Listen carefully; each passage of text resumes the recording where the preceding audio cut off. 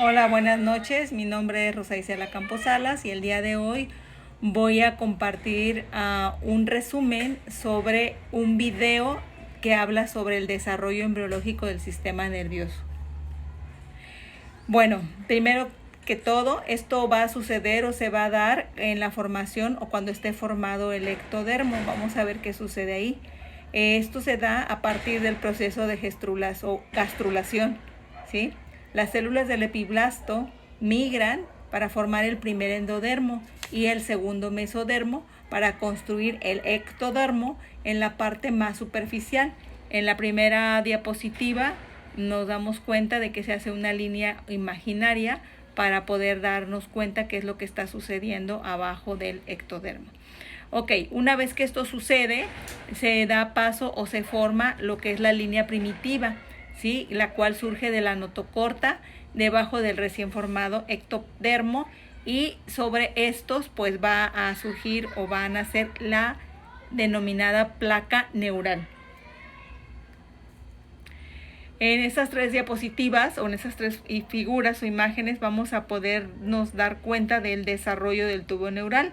Primero empieza pues con la formación o más bien con la ampliación y crecimiento de la placa neural y que va a dar paso a su vez pues al surco neural.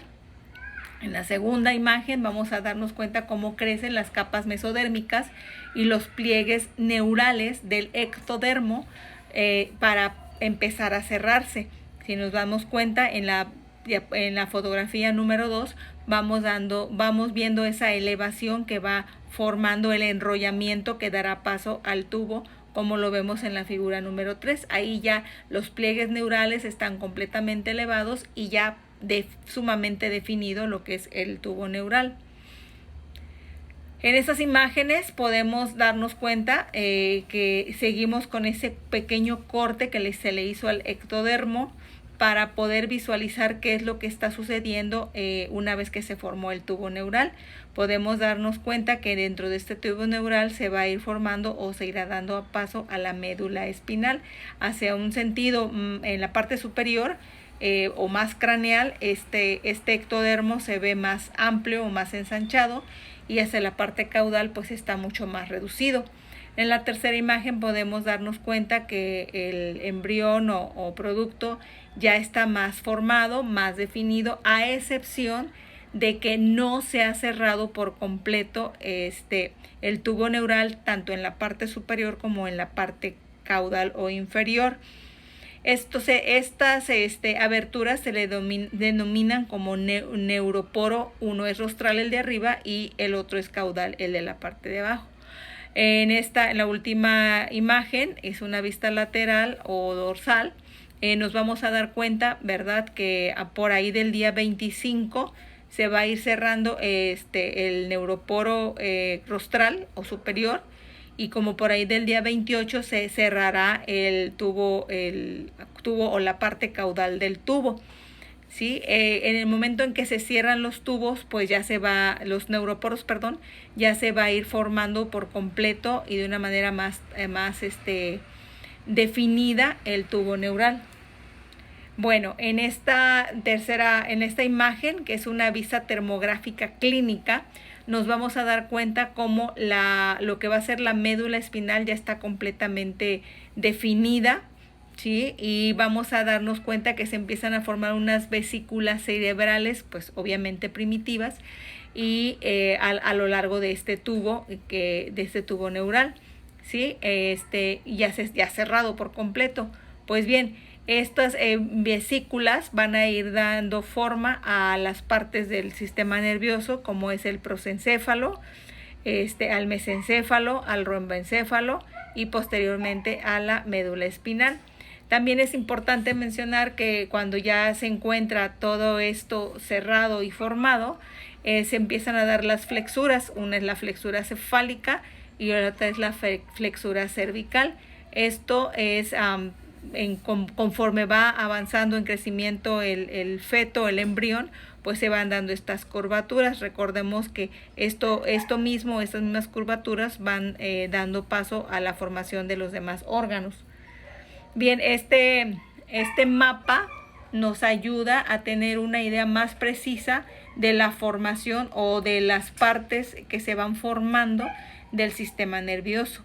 Por ejemplo, en la tercera semana vemos, pues, como ya lo analizamos, se forma el tubo neural.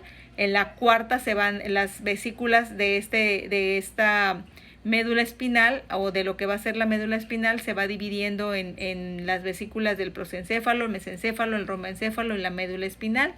En la quinta semana se irá diferenciando todavía más hasta llegar a la sexta. En la siguiente diapositiva podemos darnos cuenta de que está como más detallada, es decir, nos muestran más las vesículas, qué es lo que sucede en cada una de ellas, ¿ok? Después vamos a irnos a la parte, para mí, medular de este crecimiento de este sistema nervioso, ¿sí? Vamos a tener en cuenta que las células de la cresta neural son las más importantes. ¿Por qué? Porque estas se encargan de hacer la diferenciación celular. Ellas son como las progenitoras de toda la rama celular que existe en el sistema nervioso. Dan paso a la transformación del tejido epitelial a células mesenquimáticas, las que dan o promueven o facilitan la movilidad para las células, para que éstas emigren y puedan ir tomando diferentes formas, porque cuando el tubo se cierra, ellas se dirigen a diferentes estructuras, entre ellas más desarrolladas. Entre ellas podemos mencionar al ganglio de la raíz dorsal, a los ganglios preaórticos, a la médula de la glándula suprarrenal y a muchos de los ganglios entéricos, ¿sí? La siguiente diapositiva o imagen nos va a ayudar a definir las células del tubo neural, ¿sí? Estas células, como lo vamos viendo, es importante, ¿verdad?, el tubo neural, porque en este es donde se va a encontrar pues la médula espinal y se va a dar paso al encéfalo. Entonces, en este tubo neural, que está compuesto de epitelio de tipo pseudoestratificado, pues empiezan a formar o se dan paso las células neuroepiteliales de alta capacidad mitótica, es decir, que tienen la capacidad de dividirse de una manera rapidísima para ir engrosando y para ir fortaleciendo este tubo neural, ¿sí? Otro tipo de células que se vienen dando, ¿verdad?, son las denominadas neuroblastos, y pues van dando paso a la diferenciación celular del sistema nervioso. Muy bien, algo muy importante es que debe de quedar claro cómo es que se forma la médula espinal, ¿sí? Y la pared del túbulo neural en la futura médula espinal. Vamos a tener algo que llamaremos la zona del manto, ¿sí? En la zona del manto existen poblaciones de neuroblastos que al momento en que se van a ir diferenciando van a tomar la forma o la idea, o es lo que serán en un futuro las neuronas, estos neuroblastos, con prolongaciones que al mielinizarse formarán la zona marginal. De esta zona del manto se deriva la sustancia gris, compuesta por somas neuronales, y de la zona marginal derivará la sustancia blanca de la médula espinal, donde se hallan axones mielinizados. Tiene placa alar y tiene una placa basal. Y luego esta placa del techo y la placa del piso, ¿verdad?, en estas no hay crecimiento neuronal. Tras la diferenciación de las células, la mielinización de sus axones, estos se van a transformar en la médula espinal. La sustancia gris era la zona del manto, a lo que se le denomina la zona del manto. La sustancia blanca es lo que era la zona marginal. El asta dorsal era la placa alar. Estas astas es completamente sensitiva, recibe la información de la periferia, y las astas ventrales eran lo que formaba la placa basal. Estas son permanentemente motoras, ¿sí? Entonces nos damos cuenta cómo va evolucionando la médula espinal, de solamente tener una zona marginal, una zona del manto, un techo o un piso, se va a ir transformando a lo que son el tabique medio posterior, las astas dorsales, las astas laterales, el epidermo, las astas ventrales, etc. Después de eso vamos a ver también la formación del nervio raquídeo, ¿sí? Bueno, Sabemos que las neuronas de la periferia llevan la información hasta un ganglio sensitivo, ¿verdad? Derivado de las células de la cresta neural. Si ustedes observan, la cresta neural tiene una gran relevancia a nivel celular, porque como dijimos hace un rato, de esta se va a dar toda la diferenciación de las distintas células que componen el sistema nervioso. Entonces, en este lugar se hace la sinapsis, ¿sí? Luego los axones de este ganglio sensitivo son los que llegan y llevan información desde la piel hasta la raíz dorsal, en donde se recibe la información y se procesa. Una vez recibida la información, ahora se genera una respuesta, la que viaja mediante el asta de la raíz motora ventral, que como lo dice la palabra, es efectora motora. Así se encuentran los somas neuronales. Esta información viaja a través de los axones directamente hasta el músculo, que también tiene una respuesta efectora. Entonces, el nervio raquídeo tiene un componente sensitivo que proviene del ganglio sensitivo y también una información motora. Estas informaciones se unen para formar lo que se conoce como el tronco del nervio raquídeo, y lo que viaja fuera de la médula espinal para traer y llevar la información de la periferia. Entonces, los ganglios sensitivos son los que se encargan de ir haciendo la transformación.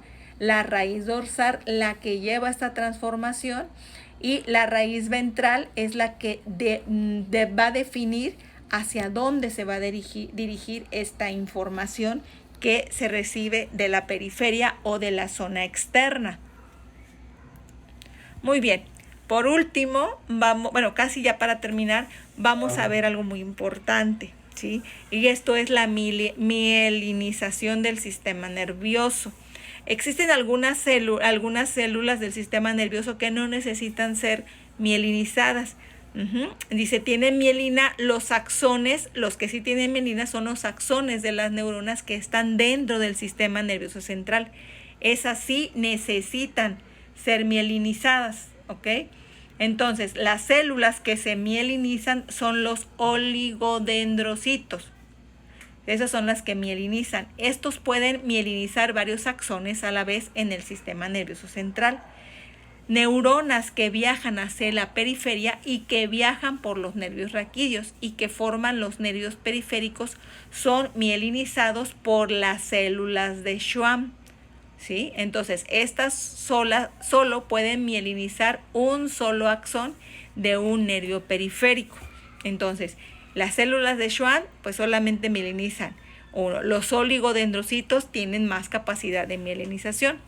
Bien, y pues las células que son mielinizadas son las que están dentro del sistema nervioso central. Ok, muy bien. Entonces vamos a ver ahora la histodiferenciación. Todas las células del sistema nervioso tienen una célula origen o una célula madre. Esta célula madre son las neuroepiteliales.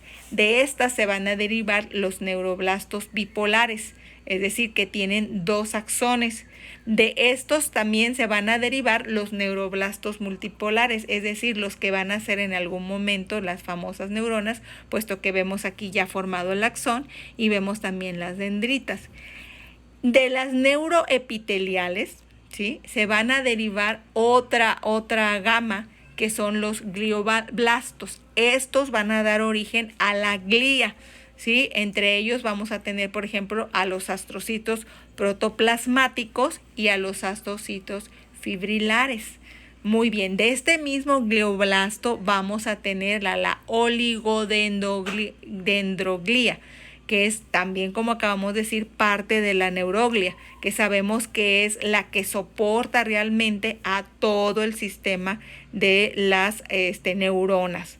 Ok, también vamos a tener el derivado, ¿verdad?, de la célula epidemiaria. También va a haber otra vertiente, que es la célula del mesénquima, que va a dar por consiguiente el origen a lo que llamamos o conocemos como la microglía. Después de esto vamos a tener el desarrollo de la médula espinal. Algo muy importante es que la columna vertebral se desarrolla mucho más rápido que la médula ósea. De ahí que, por ejemplo, vamos a ver que la médula espinal se queda en crecimiento hasta aproximadamente L3, ¿sí? Y la columna continúa pues hasta el sacro y hasta el coxis, como nosotros sabemos. Entonces, si nos damos cuenta, hasta S1 crece la columna vertebral. Entonces nos damos cuenta que lo que va a alimentar o va a dar movilidad de esta parte ya no es la médula, sino son las ramificaciones de la médula. Por último, y ya para cerrar este bloque, vamos a darnos cuenta que si la médula espinal no se forma de la manera adecuada, es decir, más bien el tubo neural no se forma de la manera adecuada, entonces habrá problemas serios, patologías. En algunos casos, como es la primera, que es la espina bífida oculta, no es tan seria si la comparamos con las otras dos. ¿Cuándo sucede esto? Cuando no se cierra de forma adecuada el neuroporo. Al principio de esta presentación vimos qué era y en dónde se daba. Muy bien. Entonces, cuando de forma adecuada el neuroporo caudal, ocurren defectos en los arcos de los cuerpos vertebrales, entonces el tubo neural tiene defectos. Hay uno leve, como dije, la espina bífida oculta, falta de porción del arco vertebral, y hay una relación directa de la médula espinal con componentes del tejido blando, es decir, en la dura madre y la piel. Y está abundantemente por un pequeño vello. Esa es como característica cuando hay ese tipo de problemas. La meningocele es una alteración del tejido de las meninges. Se tiene un tejido redundante, se llena de líquido, forma una masa quística, pero la médula espinal se convierte en su lugar.